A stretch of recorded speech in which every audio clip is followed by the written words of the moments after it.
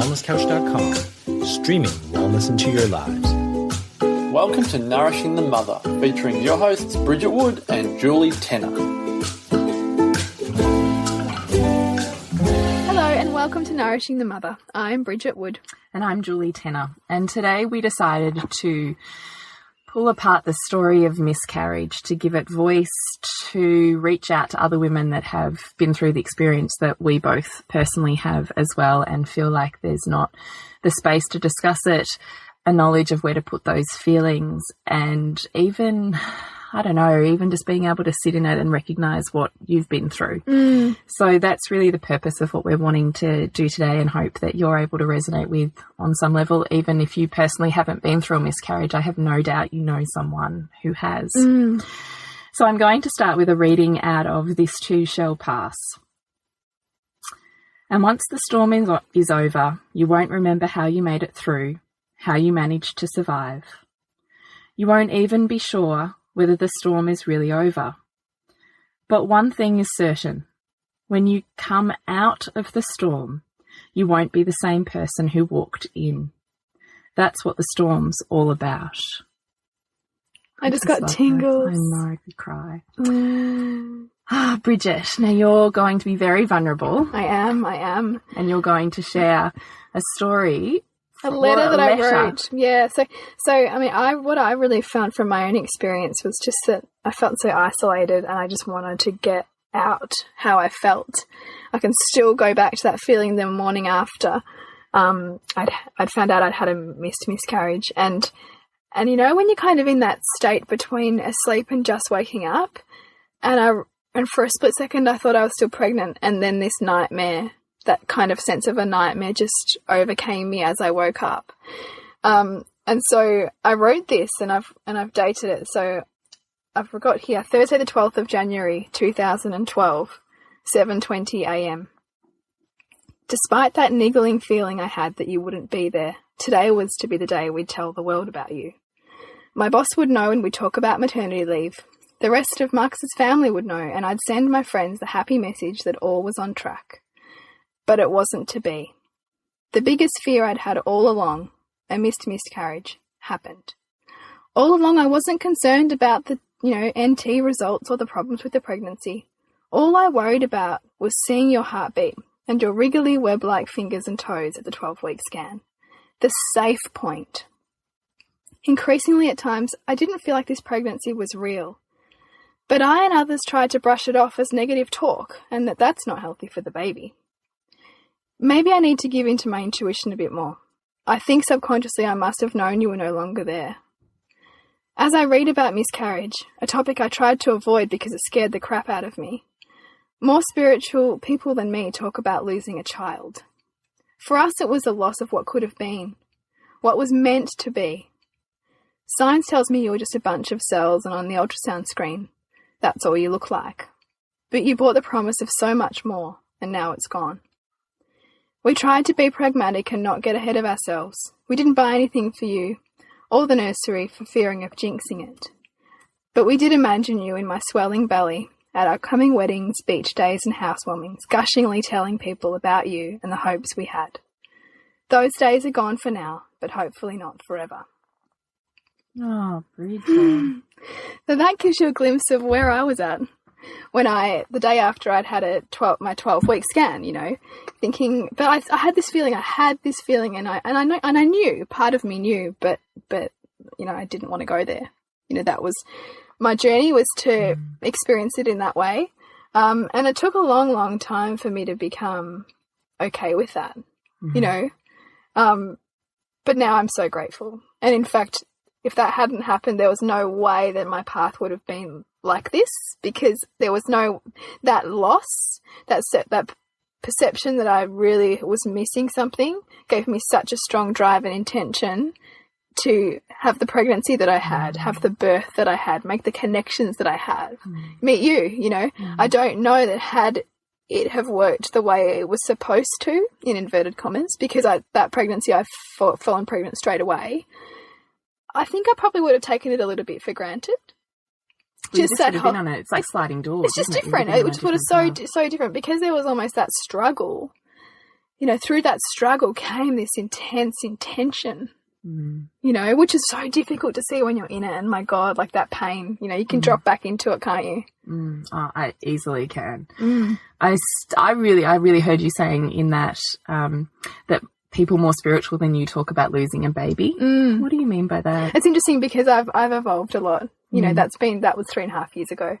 And I don't think that I really allowed myself to feel like that. I think I tried to, you know, rationalize it, you know, take that scientific angle.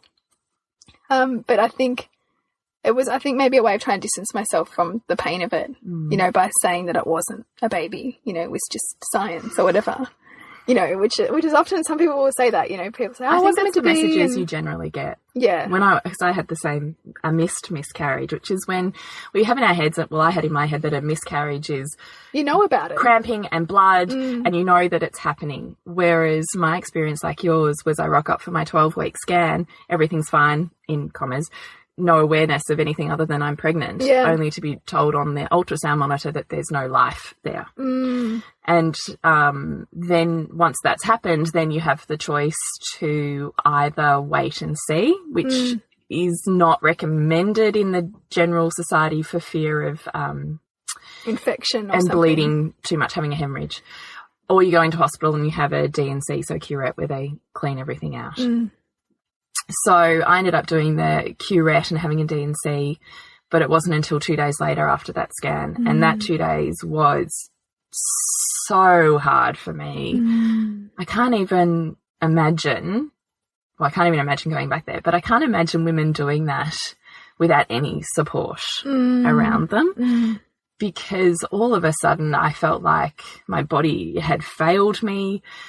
My womb was a tomb. It wasn't a place of life anymore. And I'd never heard that expression until you said it. And it's quite, like, eerie, you know, like, but that's how I felt. Yeah. I had this, for me, it was my baby and always was from the moment of conception. So for me, I had lost a child, which nobody recognized, because everywhere I went, I was told about the cystoblast, whatnot, number of cells. And it was just I remember one doctor saying, oh, it's just a blighted ovum. That's what it was. Yeah.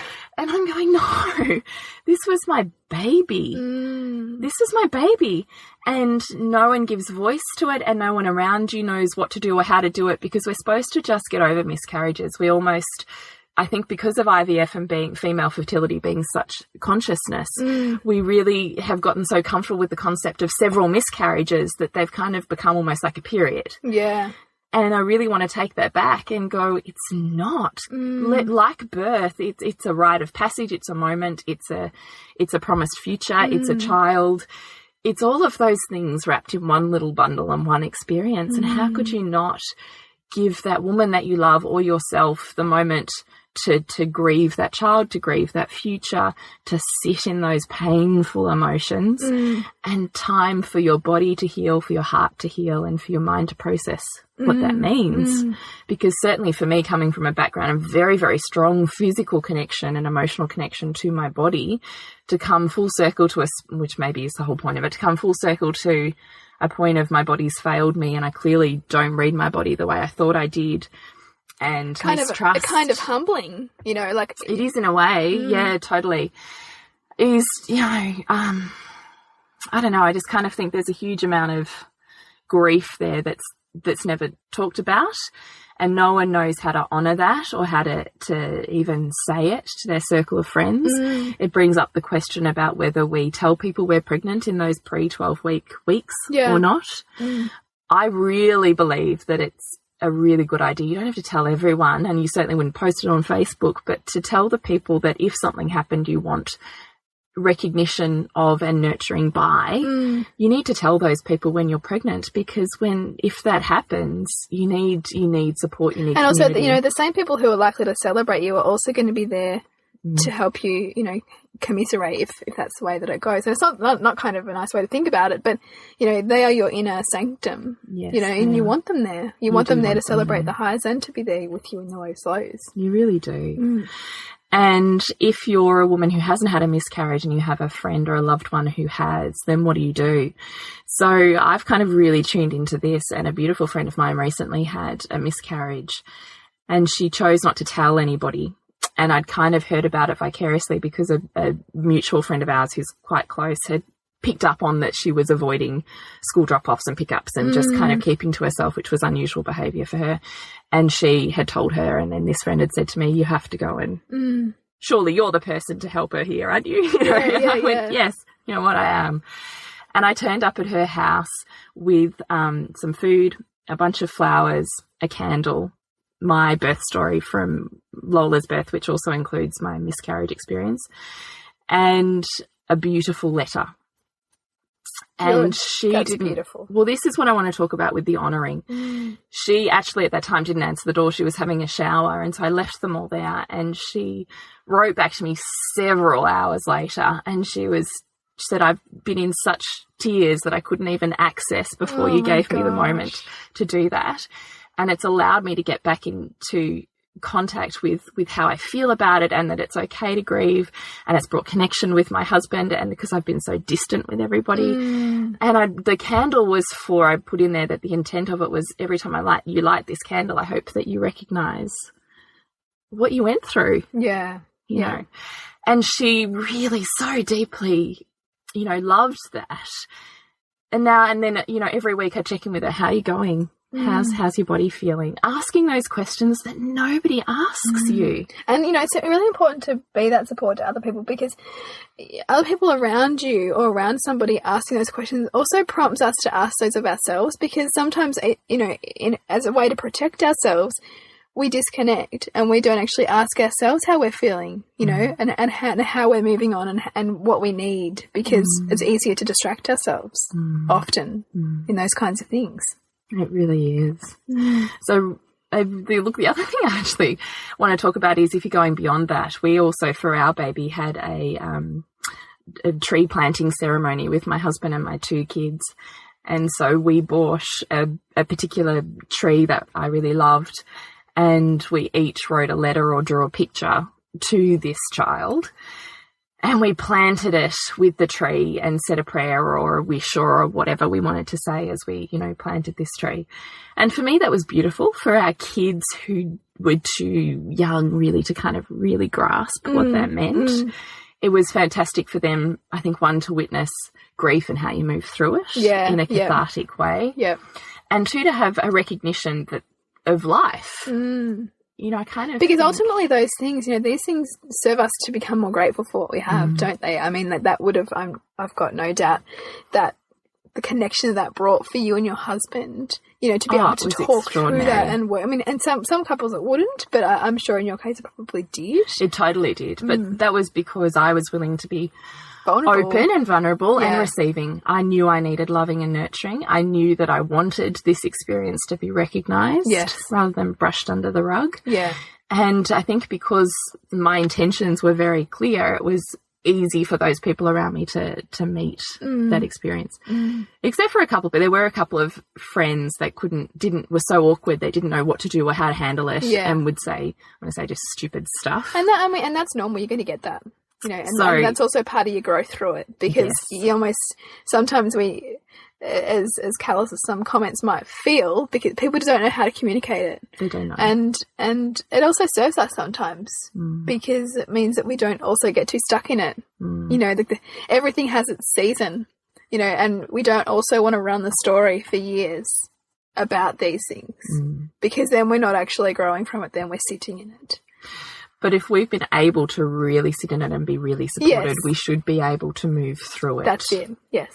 So if you haven't moved through it and that grief is still stuck in your body, it's because you haven't really moved it. You haven't really sat in it. You haven't really owned that pain and that process, because like we always talk about, there is a greater scheme. There are gifts out of that super hard shit. And there's, you know, there's 2 sides to it. There's something that we're not seeing. I mean, the bigger the grief, you know, is kind of the bigger the polarization. You know, and it was, you and I have talked about that. I took totally for granted my first 2 pregnancies. You know, they just kind of happened, except for my first. He was a total surprise. And then I had a bleed 6 weeks in and we thought we'd had a miscarriage. Yeah, right.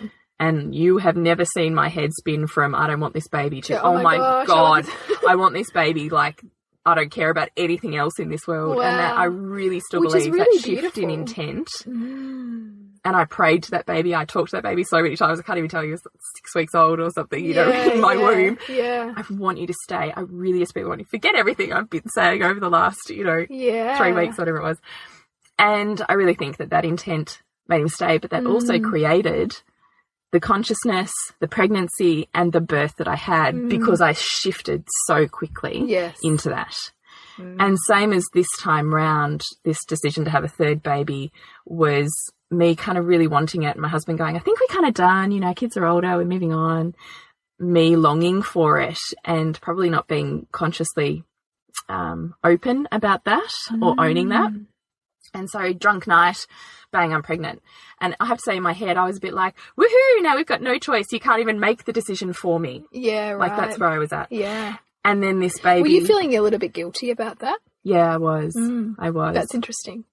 And so, and then this baby who I thought was still there, obviously then wasn't there. And it, particularly having a miscarriage, I don't know, it felt really traumatic because I was going to that scan expecting, you know, it wasn't a private experience. It was a public one. Yeah. I resonate with that. And I think that's also, really different. and I think that sense that, you know, I really felt like my body's betrayed me. Yes. You know, because you think that you should be connected enough to know that. Yes. And I actually know now. I did know, but I didn't want to know. I kind of think that too. I specifically remember being sick, and literally waking up one morning, bang, sickness gone. Yeah, and I had like sore boobs for a while, and then I just didn't anymore. From about 8 or 9 weeks, I just didn't. I didn't even feel like I was pregnant anymore. So, you know, I knew, but I didn't want to know. And like you, that experience brought for me having lost that baby and moved from, not really consciously wanting a baby, kind of do, but not willing to own it, to my husband and I having those really deep emotional conversations, because that experience allowed him to connect in emotionally. I do really want another child, as opposed to being in his masculine, let's just move forward and get that house and get that next career and, you know, Yeah. He slipped right into it because he'd fallen in love with this process, this future and this baby already. And so that then created more space for me to really own how much I wanted this experience and have a really conscious time with my body and my soul to really heal and consciously create a baby. So I love this concept of conscious conception. Yeah. So literally bringing awareness and consciousness to the moment that spirit enters your body. The moment you know, and I have always known, and just the ability to know, even when a test can't tell you, that you now really are called to honour your body as you move through. So I really kind of think that's the gifts out of this super hard experience was the consciousness and the intent and the love bomb that came with the baby that followed that. Yeah. And I mean, we've talked before about the kind of birth you had with that baby too. And I don't think any of that would have been the way it was had we not had that connection to this soul and then the grief loss process. I don't think we could have got there had we not had that. And I'm just going to go off on a really wacko tangent for a minute because I just have to share this story. When I went under my general anaesthetic, I had to have my D&C for that miscarriage. I had set an intent at the start. It was a really emotional day going into the hospital, checking in, having the tablets to start the process. Cramping and bleeding. Yeah. It's a long time. You talk to a lot of nurses. There's a lot of waiting, you know, and it's a very medical process. And I was still very much stuck in the emotions of it all. And so as I'm laying on that theatre table, having my anaesthetic to start going under, I remember saying to myself, I just want the opportunity to say goodbye. And do you know what? I don't know if you believe in astro travel or not, but I did. Oh, that's so beautiful. I went somewhere and I can so vividly know it was not a dream because it was so centrally open. Everything is so sharp when you're in those soul moments that I got to sit with my adult child. Oh my gosh. And feel that energy and feel the love and the adoration. I got to actually enjoy it. Wow. And then I can literally remember I was playing a game of cards with my child, and I was yanked out of it like being pulled in a suction vortex. And I remember screaming, wanting to go back to this child. And I woke up, and before I was even consciously aware, recognised I was crying. Wow. Before my consciousness has returned to my body, I was already crying coming out of the anaesthetic. Wow. To the point where I had nurses around me, and one bloody male nurse across the other side of the room went, "Oh, you're the D&C girl, aren't you?" Oh, gosh. Oh, God. So I just kind of want to, with that story, open up the possibility that the veil between worlds on a soul level is fine. It's paper thin. Yeah. It's so beautiful. I've cried through it. Sorry about that. I love that. I love that you're able to go into that, you know, and really feel that. I can still so intimately feel that crystal clear love and perfection, you know? And you felt like that created some healing? Oh, my gosh. Yeah. So much. I can't even tell you. Wow. And so once you'd been through that procedure, were you, you know, inverted commas, okay? Like, did that create a shift for you? Yeah, it did. It really did. I cried a lot for the rest of that day, but it was that day that we bought our tree. So on the way home from the hospital, my husband and I stopped off and bought the tree and the pot and everything else we needed for our ceremony. Yeah. And then when we got home, I had time alone, and I drew a picture of what I'd seen. And I wrote a letter to this child that was just what I planted. That was no longer just a letter to myself or to this imaginary person. I knew this person already. You know, you know when you know someone because you can feel them? Yeah. I knew who this person was. Wow. And so I could write a gratitude letter because I knew this person. And that's what I planted. And I have to tell you, massive shifts. I then spent the next week, I have to say, like a hermit. The first day I left the house after being caved in my grief was really hard. But it got easier over the following week. And I still now think about what I went through with gratitude because of what it brought for my third child that's, you know, alive and well now, for what it brought me through my wounds. And to be honest, for that moment with that soul was extraordinary. That's just so powerful. I talked enough about myself, Bridget. No, but I mean, I'm just thinking about, like, you know, my experience, and I remember, like, I was quite I really called on my masculine energy, you know, to really get through that process. Like, I was really composed. I was chatting to, because I really wanted it to be. I can't understand that. I just can't even get how you're that. How are you so composed? I think I was really looking for the gifts in it. And in fact, and you know, through what I'm learning, I know this, that for every grief has a polar opposite, which is relief. So for every grief, there's a sense of relief that's not often revealed to us. And I know actually that I felt that, like, part of me felt that because I had been so consumed by this fear of this baby not being there, that there was almost a sense of relief when it wasn't, because I just knew then. It had been confirmed for me, you know? And so as painful as that grief was, there was still a part of me that knew. And so because I knew, there was no more wondering. And there was almost a freedom, you know, even though it was so not what I wanted. It was really interesting dynamic. And so, and because I was so intentional about the pregnancy, and, you know, even that pregnancy, I had a lot of acupuncture beforehand. I was in the hospital and I was talking to a trainee obstetrician, and I was like, I want him to know that women can be powerful through this. I want him to know that women can be intentional with their pregnancies and be intentional and choose their own way. And so I was really using this as an opportunity to teach him, you know, about How did you do that? What do you mean? Well, I'd explained to him, because I explained to him that I had PCOS, and so I'd been having acupuncture for a long time. You know, so for his understanding of PCOS might be you go on the pill for 10 years and you figure out, and that's what fixes it. So I really saw my role as an opportunity to say, no, there's a different way, you know, and almost to use my place there in that moment, and with him in the room, to be almost an educator, you know, as opposed to a passenger of what was happening to me. So that's sort of how and that also allowed me to step a bit more into my power, and feel like that it all wasn't lost, that there was some way that I could use this to serve.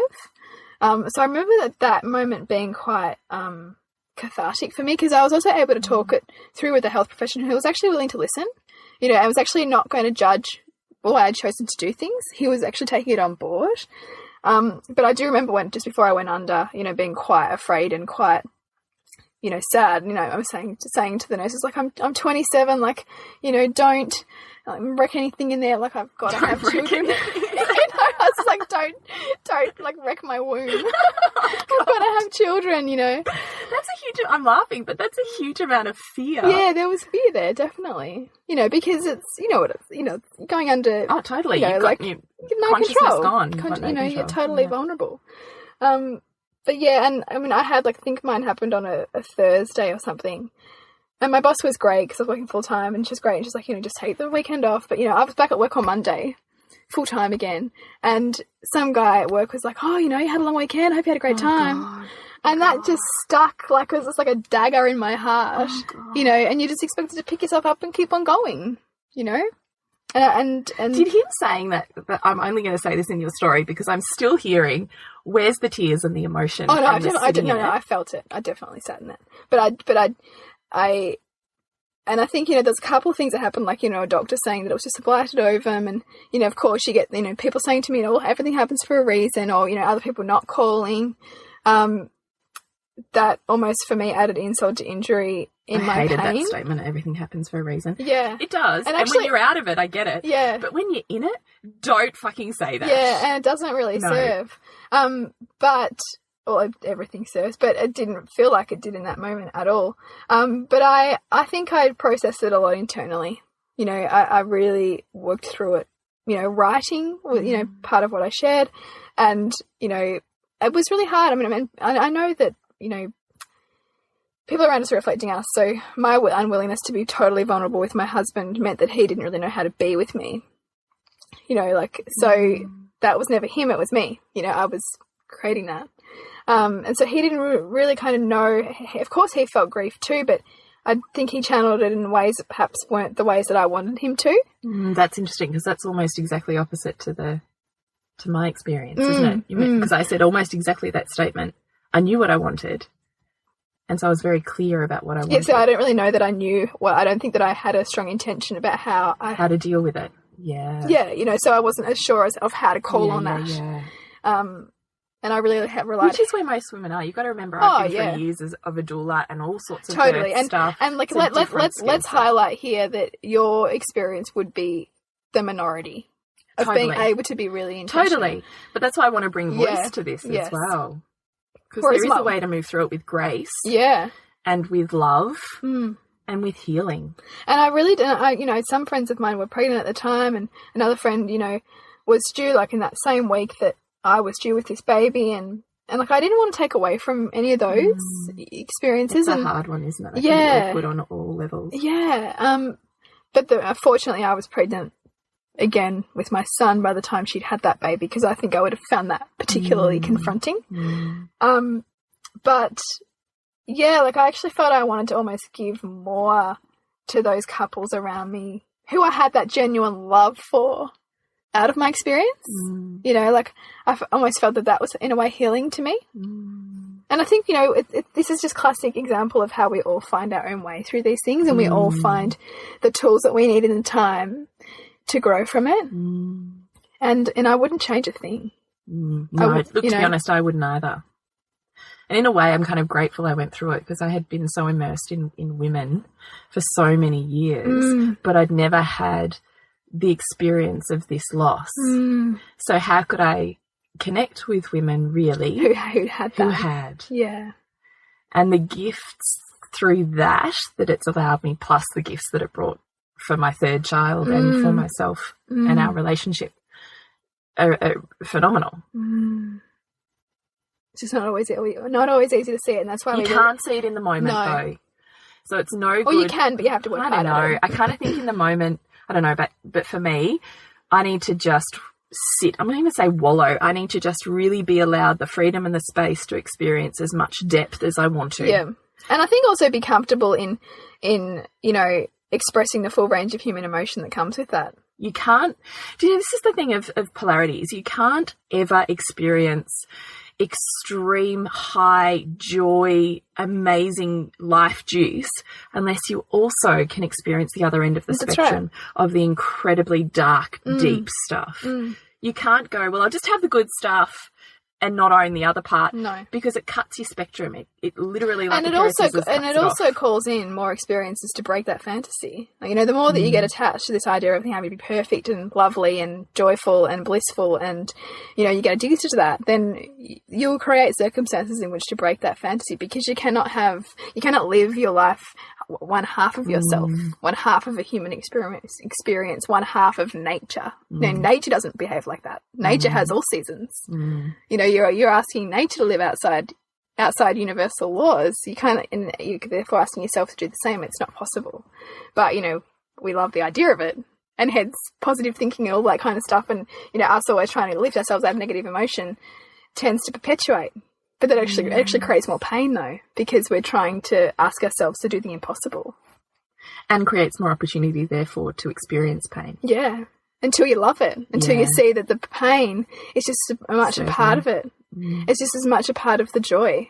It's just as much a part of the happiness. You know, just as summer is just as necessary as winter. You know, everything is needed and nothing is wrong.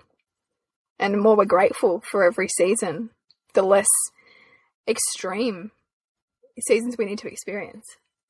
I'm striving for that. I don't know how successfully. I think, and the thing is, you know, you overcome one thing and you just rise to the next level, because that's growth. That's you know, we're all climbing a quantum. Like, it's just how it works to be human. And no one is more evolved than anyone else. Actually, no, that's not probably true. But, you know, there are some people who aren't. But, you know, we're all here and we're all tackling our own journeys, and, you know, miscarriage is one of those things. And that it's painful and that we need to give voice to it, and that's absolutely what we're doing here today. And I hope that by us sharing our stories, and so I think quite rawly, you know, I hope that was okay. Gives voice to those other women who might be sitting in it, or who might really still feel that there's healing to be done there. Because, you know, or even tools and tips on how to help the woman that's been through it. To help her have voice. Because she may not have the toolkit either. And sometimes, I mean, it challenges us too, because we don't know what to say. And sometimes it's okay to not know what to say. It could just be a beautiful care package like what you did. You know, if you don't quite have the words, there are so many other ways to show that you care. And it's just, and that you recognise their loss. It's just finding that, and finding what, you know, what you're comfortable doing, and also how that person will value that. Yeah, definitely. So let's move on and talk about, if you want to connect with Bridget at suburbansandcastles.com, your upcoming movie is... Yeah, The Empowerment Project, which is happening on the 14th of October in Melbourne, and it's just going to be a beautiful celebration of being a woman and, you know, using our extraordinary gifts and really asking ourselves the question, you know, what would happen if you couldn't fail? You know, what would you do? Which I just love that idea. I love that. It's kind of dancing with, you know, kind of all those things that we would love to do but just shut ourselves down on doing, you know, like it's just dancing with possibility. So I'm really excited about that one, and we'll both be there, so if you want to come and have a chat, it'd be awesome. And you can connect with me through naturopathicbirth.com.au and through our Facebook page for both of us. We love comments and inspiration and ideas on and tell us what's resonating with you. Because we never know. We're kind of putting it out there. Taking your part. So that's Nourishing the Mother on Facebook, and on Instagram. We do have daily feeds on there for your daily inspiration. And we have a retreat coming up on the 8th of November, which is a one-day immersive for women only, to delve into your story, your belief systems, the things that hold you back, and how to get in touch with your life juice. So that is also on our Facebook page that you can connect with. So until next week, when we peel back the layers on your mothering journey. This has been a production of TheWellnessCouch.com. Check us out on Facebook and join in the conversation on Facebook.com/The Wellness Couch. Subscribe to each show on iTunes and check us out on Twitter. The Wellness Couch, streaming wellness into your lives. Whilst the Wellness Couch presenter endeavor to provide accurate and helpful information to their listeners, these podcasts cannot take into account individual circumstances and are not intended to be a substitute for health and medical advice from a qualified health professional. You should always seek the advice of a qualified health professional before acting on any of the information provided by any of the Wellness Couch podcasts.